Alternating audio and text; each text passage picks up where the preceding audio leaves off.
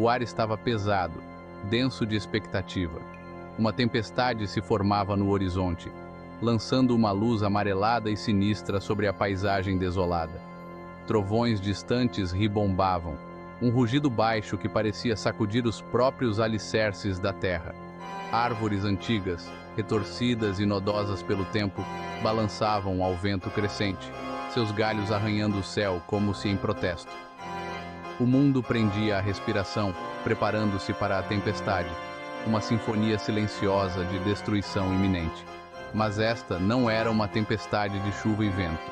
Era uma tempestade de outra natureza, uma tempestade que ameaçava consumir as próprias almas da humanidade. Uma antiga profecia falava sobre este tempo, um tempo de tribulação, um tempo de falsos profetas e um tempo de acerto de contas. E neste dia, enquanto a tempestade assolava a terra, a profecia começou a se cumprir. O vento uivava através das ruínas de uma cidade outrora grandiosa, um testemunho da fragilidade da ambição humana. Colunas quebradas se erguiam como dedos esqueléticos, buscando uma redenção que parecia mais distante do que nunca. O ar crepitava com uma energia invisível, uma tensão palpável que arrepiava os pelos da nuca. Algo estava chegando, algo terrível. E quando a tempestade atingiu seu ápice, uma figura emergiu da poeira e das sombras. Era um homem de aparência impressionante, alto e imponente, com olhos penetrantes que pareciam queimar com um fogo interior. Seus traços eram bonitos de uma forma cruel, quase predatória, e seus lábios estavam curvados em um sorriso fino e sem humor. Ele usava uma longa túnica esvoaçante, de um tom perturbador de vermelho carmesim, que parecia pulsar levemente na luz que se esvaía. Este não era um homem comum. Ele se movia com uma graça praticada, cada passo irradiando uma aura de poder e autoridade. Mas havia algo nele, algo nas profundezas daqueles olhos, que falava de trevas e engano. Ele exalava uma aura de carisma, sim, mas era um carisma que parecia contaminado, corrompido. Quando ele ergueu os braços, um silêncio caiu sobre a terra. O vento pareceu diminuir, o trovão desaparecendo em um murmúrio distante. Até as nuvens de tempestade pareciam se abrir ligeiramente, como se em respeito à sua presença. Sua voz, quando ele falou, era profunda e ressonante, fluindo sobre a paisagem em ruínas como um veneno açucarado. Ele falou de paz, de unidade, de uma nova ordem mundial gloriosa. Ele falou de um mundo livre de dor e sofrimento, um mundo onde todos teriam suas necessidades supridas, seus desejos realizados. Suas palavras eram sedutoras, hipnóticas. Elas prometiam tudo o que a humanidade sempre desejou, tudo o que ela sempre sonhou. E enquanto ele falava, uma luz estranha começou a emanar de seu corpo, um brilho suave e etéreo que parecia pulsar no ritmo de suas palavras.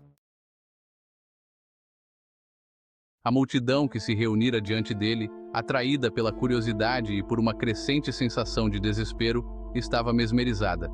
Eles se agarravam a cada palavra sua, seus rostos uma mistura de admiração e algo semelhante ao êxtase religioso. Ele realizou milagres diante de seus olhos, curando os enfermos, expulsando demônios, até parecendo ressuscitar os mortos. Mas esses não eram milagres de Deus. Eram truques de salão baratos, ilusões destinadas a enganar e aprisionar. Os doentes que ele curava eram atores contratados. Os demônios que ele expulsava eram frutos da imaginação de seus seguidores. E os mortos que ele ressuscitou? Eles não passavam de ilusões cuidadosamente encenadas, cadáveres apoiados e manipulados com cordas ocultas. No entanto, as pessoas, cegas por seu desespero, seu desejo por algo em que acreditar, não viam nada disso. Eles viam apenas os milagres, o espetáculo, a promessa de um futuro melhor. E assim eles se aglomeravam a ele em massa, ansiosos para abraçar sua mensagem de esperança e salvação. Eles não percebiam que a esperança que ele oferecia era uma falsa esperança, uma paródia cruel da verdadeira fé. Eles não percebiam que a salvação que ele prometia era uma mentira, uma passagem só de ida para a danação eterna. Pois este não era um homem comum, este era o Anticristo, o filho da perdição, a encarnação do próprio mal, e ele tinha vindo para reivindicar o mundo como seu.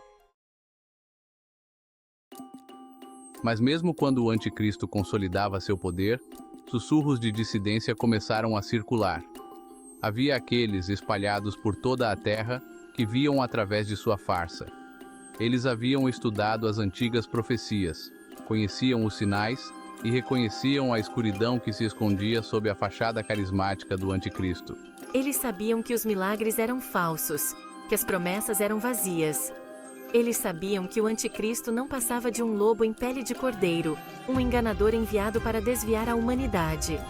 E eles sabiam que tinham que fazer algo para detê-lo. Mas eles eram superados em número, em armas e em estratégia. O domínio do anticristo sobre o mundo se fortalecia a cada dia que passava, sua teia de enganos aprisionando cada vez mais almas.